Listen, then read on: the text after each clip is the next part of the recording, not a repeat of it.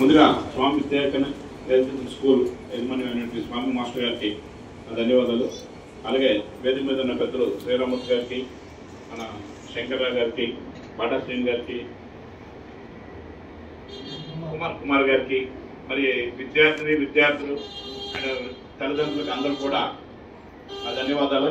ఈరోజు మరి mega teachers event అని చెప్పి ఆంధ్ర రాష్ట్రం అంతా కూడా గురు పౌర్ణమి రోజు రాష్ట్ర ప్రభుత్వం ఎందుకు పెట్టిందంటే, ఇప్పుడే పెద్దలు చెప్పారు, చాలా మంది స్కూల్స్కి వెళ్ళి పిల్లలు ఎలాగా చదువుతున్నారని అడగడం చాలా తక్కువ మన దగ్గర.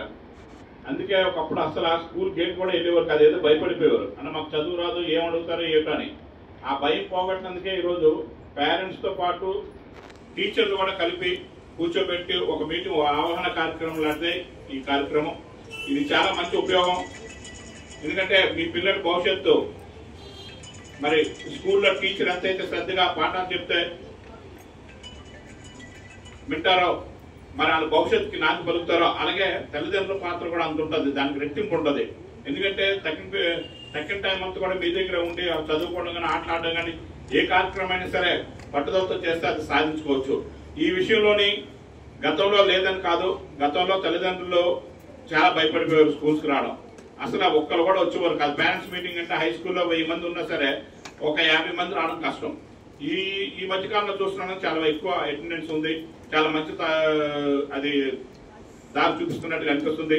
పిల్లల్ని మనం ఎంతైతే శ్రద్ధగా వాళ్ళు చేపట్టుకొని నడిపించి మనం ముందుకు తీసుకెళ్తామో, ఆ బాధ్యతగా చదువుకున్నట్టుగా అయితే ఉన్నత స్థాయికి వెళ్తే అది మనం ఎంత ఆనందపడతామో. చాలా మందిని చూస్తుంటాం పేపర్లో, కుర్రాడు మన గాజుబాక మన ఇంటి పక్కన కూడా ఎవరైనా సరే ఒక మంచి జాబ్ కానీ ఒక మంచి క్రికెట్ ప్లేయర్ కానీ ఏదైనా సరే మన ఆనందపడాలి. అలాగే మన పిల్లలు కూడా రేపు ఉన్నత స్థాయిలో వెళ్తే అంత ఆనందపడతారు. మీరు డెఫినెట్ గా వాళ్ళ భవిష్యత్తు మంచి నాంది పలకడానికి గురువు ఎంతైతే ఉపయోగమో మన తల్లిదండ్రుల బాధ్యత కూడా అంత ఉంది.